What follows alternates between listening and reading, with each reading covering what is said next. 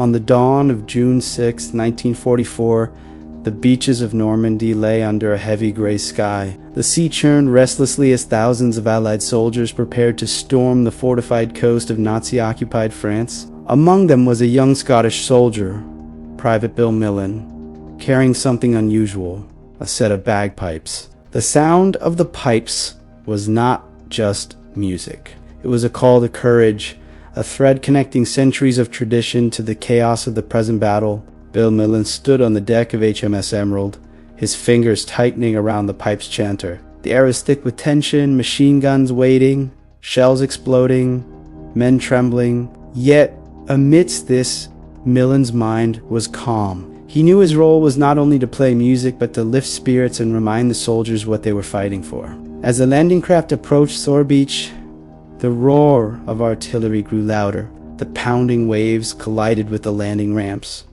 and the soldiers prepared to disembark. With nerves steeled, Millin began to play. The haunting notes of the bluebells of Scotland pierced through the noise, cutting across the gunfire and shouts. Against all orders, Bill Millin marched forward, piping the Commandos ashore. His bagpipes became a symbol of defiance, a bold heartbeat in the storm. Enemy bullets whizzed past, but Millin's steady melodies carried on, emboldening the troops. His bravery echoed beyond the battlefield, inspiring all who heard the pipes on that historic morning. The Piper of D-Day was not just a musician. He was a living legend in the making. As the battle unfolded, his tunes wove into the story of courage and sacrifice on Sword Beach, forever etching his name in history. Bill Millin was born in 1922 in Glasgow, Scotland, into a family proud of its heritage and traditions. From an early age, he learned to play the bagpipes, mastering the instrument with passion and skill. His piping was not just a hobby, it was a language of identity, connection, and history passed down through generations of Scots. When World War II erupted, Millin felt compelled to serve. He enlisted in the British Army, joining the 1st Special Service Brigade, also known as the Commandos. The Commandos were elite troops trained for daring raids and amphibious assaults. For Millin, his role was unique, to be the unit's official piper, carrying the soul of Scotland into battle. The role of a military piper was deeply symbolic. Bagpipes had long been associated with Scottish regiments, playing at ceremonies, marches, and in the thick of battle to rally soldiers' spirits. But by the time of World War II, piping into combat had become rare and often discouraged for fear of drawing enemy fire. Millin, however, embraced the responsibility with courage. His commanding officer, Lord Lovat, a charismatic and resolute leader, recognized Millin's spirit and insisted the piper accompany the men during the Normandy invasion. This was a risky decision. Pipers were not combatants and were vulnerable targets. Yet, Lovat understood the power of morale and tradition, believing that Millin's music could inspire the troops as they faced overwhelming odds. The night before D-Day, Millin prepared his bagpipes, tuning them carefully, aware of the storm ahead. The soldiers around him were tense, voices hushed, shadows long in the moonlight. Despite the danger, there was a shared belief that their cause was just to liberate Europe from tyranny. As the landing craft approached Sword Beach in the early morning, the horizon lit with flares and gunfire. Millin's thoughts raced back to his homeland, the green hills of Scotland, the sound of the pipes echoing through the glens. These memories gave him strength. With Lord Lovat's encouragement, Millin readied himself to play. The orders were clear: keep calm, stay close to the men, and pipe them ashore. What followed would become one of the most memorable moments of D-Day. The moment the landing craft touched the shore of Sword Beach, the world exploded into chaos. Machine guns spat fire, mortar shells whistled, and men shouted orders as they scrambled onto the sand. Yet, through the din of war, a different sound emerged, the steady, haunting notes of Bill Millin's bagpipes. Despite strict orders from higher command that pipers should not play under fire, Millin began to pipe. He had been warned that playing the pipes could draw enemy fire, but he felt that the music was necessary to inspire the men. His fingers moved expertly over the chanter, weaving melodies that seemed almost otherworldly amidst the fury. The Commandos surged forward, their steps lighter, despite the danger, buoyed by the familiar strains of Scottish music.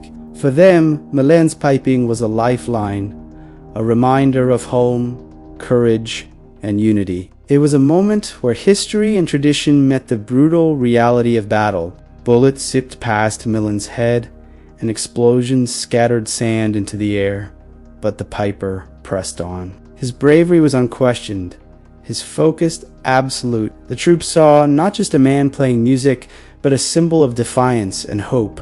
The pipes spoke a language of resilience, cutting through fear like a blade. Millin's music marked key moments in the landing. The road to the Isles and Highland laddie echoed across the battlefield, blending with the sounds of war. Each tune was a signal, a call to arms, and a comfort to those fighting. His role transformed from mere musician to essential morale booster. Lord Lovat himself later recalled how Millin's piping lifted the men's spirits and helped maintain order amid chaos. The piper's presence became a beacon, guiding soldiers through the storm of gunfire. Even some German soldiers reportedly paused, startled by the audacity of a lone piper in battle. After securing the beachhead, Millin continued to pipe during the push inland, embodying the spirit of perseverance. His courage under fire earned him admiration from comrades and commanders alike. He was awarded the Military Medal for his actions, a testament to the power of tradition and bravery. The Piper of D-Day's story spread quickly after the war, becoming part of the legend of Normandy. Bill Millin represented not just a soldier, but the enduring spirit of those who fought for freedom. His bagpipes became a symbol of heritage, hope, and the courage to face impossible odds. Through the chaos of war, Millin's music reminded everyone that even in the darkest moments, human spirit and culture could shine. His performance on Sword Beach remains a powerful example of how music and tradition can inspire courage, bring comfort, and unite people in the face of unimaginable danger. After the successful landing on Sword Beach, the Commandos faced the daunting task ahead to push inland and secure key positions. The beach was just the beginning of a brutal campaign marked by fierce resistance and relentless combat. For Bill Millin, the challenge was not only to survive, but to continue inspiring his comrades through the chaos. The idea of a piper playing openly under enemy fire seemed impossible to many. Military protocol warned against such actions, considering pipers easy targets for snipers and machine gunners. However, Lord Lovat, the Commandos leader, held a deep conviction. The power of tradition and morale could never be underestimated. Lovat ordered Millin to play as the men advanced, defying conventional wisdom. To many, this was reckless, but for the Commandos, it was a source of strength. The piper's music was more than notes on a chanter. It was a declaration that fear would not control them. The impossibility of the idea was what made it so compelling. As the Commandos moved forward, they faced heavily fortified German positions. The battle intensified with every step, grenades exploding, machine gun nests firing, and barbed wire blocking progress. The men fought desperately, relying on training, courage, and the unexpected comfort of Millin's bagpipes. The psychological impact of the pipes was profound. Amidst the explosions and gunfire, the piercing melody cut through the air, a symbol of hope and defiance. Soldiers reported feeling their fears lessen, their resolve harden. The pipes were a reminder of home, of the cause they were willing to die for. Millin himself was aware of the risks. Bullets whistled past, and several times men shouted for him to take cover, but he remained steadfast, knowing that his role was crucial. The impossible idea had transformed into a vital part of the assault. The high drama of that day was marked by moments of sheer terror and unexpected heroism. As the Commandos pushed deeper into enemy territory, the German defenders intensified their efforts. Snipers lay in wait, and artillery shells rained down on the advancing troops. Bill Millin's piping became a constant thread through the carnage. On one occasion, a bullet struck close enough to singe his tunic, yet he did not falter. His music never ceased, echoing over the battlefield like a heartbeat of courage. The men were inspired, rallying around the sound that seemed to give them strength beyond human limits. The pipes were a morale weapon, lifting spirits even when hope seemed scarce. Commanders used the music to coordinate movements, the tunes signaling pushes and retreats. At one point, the Commandos found themselves pinned down by a heavy machine gun fire near Rocky Elk. The situation was desperate. Millin stepped forward, playing a stirring tune that emboldened the soldiers. Inspired by the music, they charged the enemy position, breaking the defense and securing the area. The bravery of the piper did not go unnoticed by the enemy. Reports suggest some German soldiers were stunned, unsure whether to target a lone musician in the midst of battle or to hold fire in respect. Regardless, the sound of the pipes was a psychological blow to the defenders. Millin's courage was recognized formally after the war when he received the Military Medal for Gallantry. But beyond medals, his legacy was the undeniable proof that tradition and spirit can influence the harsh realities of war. The day's events became a legend not just for the military success, but for the human story of courage against overwhelming odds. Bill Millin's bagpipes were more than instruments. They were a symbol that echoed through history, reminding us that even in the darkest hours, hope and humanity can shine. The aftermath of D-Day revealed the true impact of Bill Millin's piping on Sword Beach.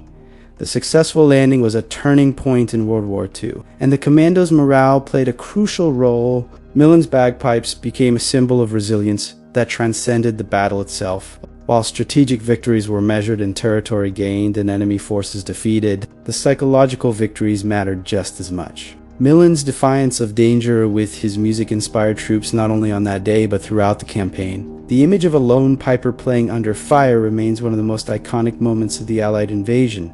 Historians recognize the importance of morale in warfare, and Millin's role is a vivid example. His bagpipes bridged the gap between fear and courage, reminding soldiers of home, tradition, and the reason they fought. His music echoed through history as a testament to the human spirit under extreme pressure. The story of Millin and Lord Lovat's decision also highlights how leadership sometimes requires bold, unconventional choices. Against all odds, the impossible idea of playing bagpipes on the front lines proved effective. This blend of tradition, psychology, and bravery became a defining characteristic of the Commandos' identity. Bill Millin's legacy endures far beyond the battlefield. After the war, he continued to be celebrated as the Piper of D-Day, a figure embodying courage and hope. His story reminds us that in war, humanity and emotion remain vital, even amidst chaos. The human note is clear. War is not only about weapons and tactics, but about the souls who endure it. Millin's music connected soldiers in moments of despair, offering solace and strength. It's a reminder that even in darkness, light can come from unexpected places. Millin passed away in 2010, but his pipes still play on in memory and commemoration. Museums, documentaries, and books ensure new generations understand the significance of his actions. His story inspires those facing adversity today, proving that bravery can take many forms. This is the history of World War II. Whoever oppresses the innocent is an oppressor. Neither the earth belongs to this oppressor, nor does the sky belong to him. We stand now and forever with the oppressed. This is WW2 Files. See you in the next one.